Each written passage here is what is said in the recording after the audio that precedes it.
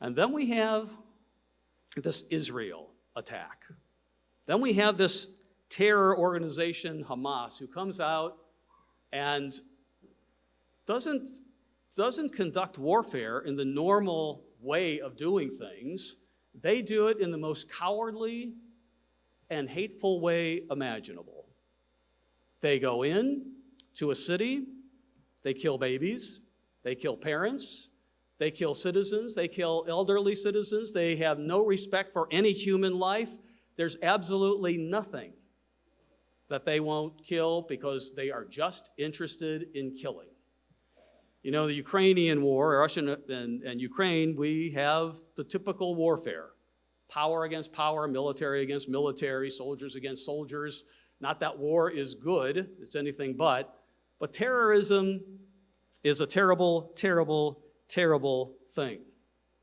God hates terrorism.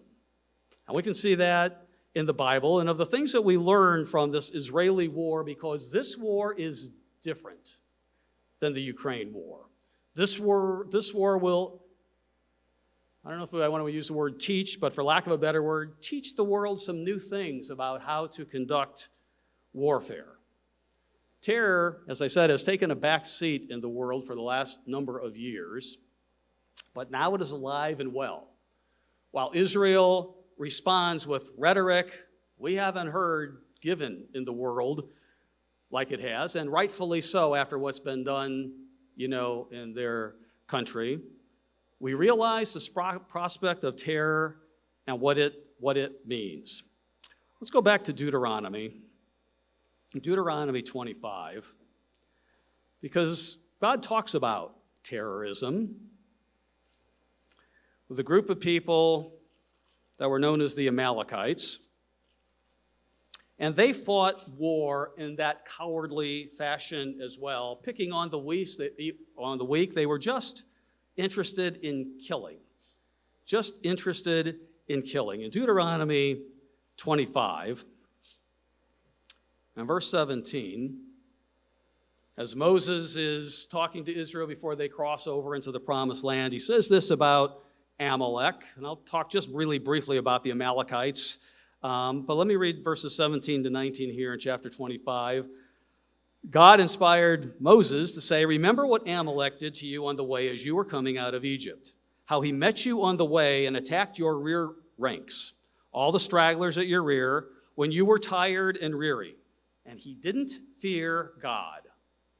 I talked a little bit about the fear of God during the feast, something you and I should never let out of our mind, that we fear God and not man. And he didn't fear God. "Therefore it shall be, when the Lord your God has given you rest from your enemies all around, in the land which the Lord your God is giving you to possess as an inheritance, that you will blot out the remembrance of Amalek from under heaven.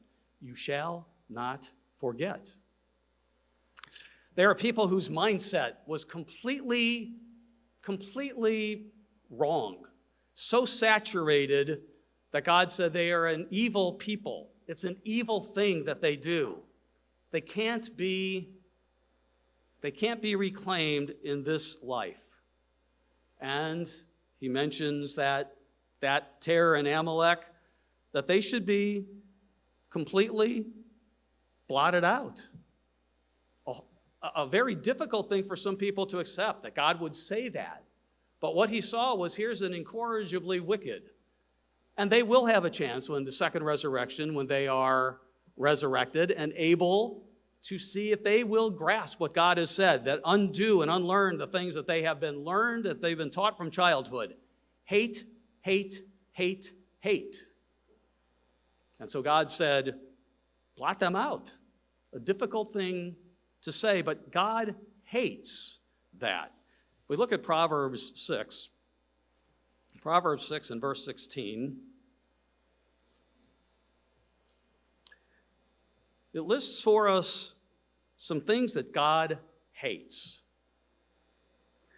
And as we look at those things, which we would all be mindful of, we see terror has their part in this. In verse 16, it says, "These 6 things the Eternal hates, yes, 7 are an abomination to him: a proud look, He hates pride. Of course, that's Satan's hallmark. He's so proud he can't even see that he cannot possibly defeat God.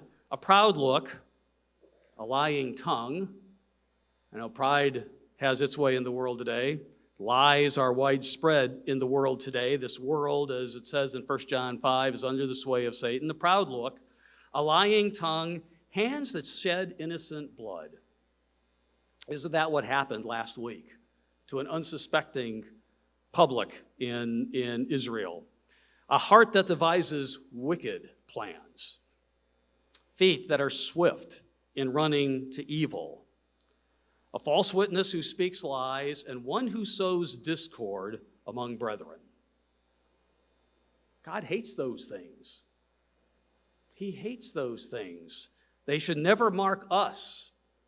And certainly when we look at the world around us, we see all these things that God hates, that are the mark of Satan's influence, that are the mark of his spirit extant in the world today. And so we have this prospect of terrorism that has shown its ugly face again. And it may be that it's quelled for a little bit, but even as you look at the news today with Hamas, there's also the threat of Hezbollah. We know that state over there in the Middle East is a hotbed of terrorism. It has been silent for a while. But we'll have its part in the time between now and the return of Jesus Christ. If we go back to Exodus 17,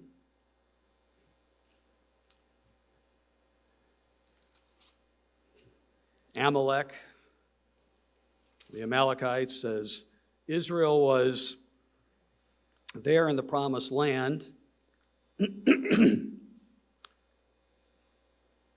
they had to fight against Amalek. And in verse 14 of Exodus 17, God says this about Amalek. He says this to Moses in verse 14. He says, "Write this for a memorial in the book and recount it in the hearing of Joshua, that I will utterly blot out the remembrance of Amalek from under heaven." I will utterly blot it out.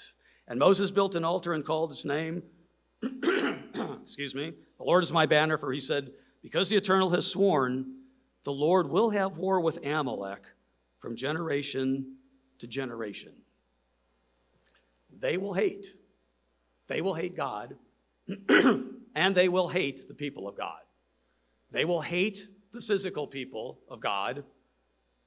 Satan knows well where physical Israel is and physical Judah is. And they'll hate the spiritual people of God too. They hate God. One morning this week, I just decided I was going to sit and listen to a number of news stations about what they were saying about this war and what was being said about it. And all of them agreed this is going to be a long-standing battle. Israel is very determined. There was a report yesterday that their airlines, El Al, never flies on Saturday, but they were flying today because they are recalling 400,000 people from around the world who are Israeli citizens to come and fight in this battle. That's in addition to the people that they've mustered over there in Israel. They're serious about this. And of the people who were talking about the various reasons and the Palestinians and the quest for territory and whatever, one, and I don't remember if it was a State Department person or a former Defense Department person, but he said, he made a quote that is exactly it makes sense in what's going on. It makes this war so different. He said it's not about territory. Ukraine and Russia is about territory and control of a region. But with the terrorists, it's not about territory. It's about hate. They hate Israel. They hate America with a hate that we can't understand in the Western nations. And Iran has said that for years. They've chanted death to America. They've been crystal clear. When we get the nuclear bomb, Israel is gone. Right? Israel is gone. We hate them. They're not interested in the territory. They simply hate people that are identified as God's people. They have this inordinate hate that can't be explained, that we don't understand. And so God says, they're going to fight me. They're going to fight my people from generation to generation. That's just who they are. In 1 Samuel 15, you remember the story about Saul. When he was going to battle, and God said to Saul, the first king, go against the Amalekites and destroy everything they have. Don't even keep their sheep and their belongings for you. But Saul didn't do it. And I know years ago I gave a sermon here about the Amalekites and where they are today, because Israel believes, it's not every Palestinian that hates, but there's a group of them that hate. And all too often it's the radical end of a society or civilization that calls the shots and sets the stereotype for all of the people. But there is that element in the world today that just has this inordinate hate. Terror will be part of the future. We go forward to Deuteronomy 32. It's not something that's going to go away easily. It has made its mark, and that bud has opened, and it may be quelled for a bit, but it will not go away. In Deuteronomy 32, which is a prophetic book, a prophetic chapter that God gave Moses. In verse 15, we'll just read a few verses there. God says, Jeshurun, that's another name for Israel, you grew fat and kicked. You grew fat, you grew thick, you are obese. You are out of control, you're not seeing things correctly. And then he, Israel, forsook God who made him. And in Isaiah, God says to Israel, I made you, I created you, you're the people. You're the people who are supposed to show the example to the world of the goodness of God's way of life. He forsook God who made him, and he scornfully esteemed the rock of his salvation. They provoked him to jealousy with foreign gods. With abominations, they provoked him to anger. And you can read through that and see this is the type of time that we are living in right now. If we drop down to verse 22, God says, a fire is kindled in my anger, because people have turned away from him, his people, and shall burn to the lowest hell. It will consume the earth with her increase and set on fire the foundations of the mountains. I will heap disasters on them, God said, because they turn from me, because they have become a wicked and evil people who are worshiping foreign gods and not the God of Abraham, Isaac, and Jacob. I'll heap disasters on them. I'll spend my arrows on them. They will be wasted with hunger, devoured by pestilence and bitter destruction. There you have some of the seals of Revelation that are there. I will send against them the teeth of beasts with the poison of serpents of the dust. The sword shall destroy outside. There shall be terror within. There shall be terror within for the young man and virgin, the nursing child with the man of gray hairs. No regard, no mercy, no natural affection for everyone. Just kill. Just kill, because terror hates these people. And they think they honor their God when they kill the people of God, physical or spiritual. Terror within. It says that also in Leviticus 26, verse 16, when it talks about a people God's people, when they depart from his way, terror will be appointed over them.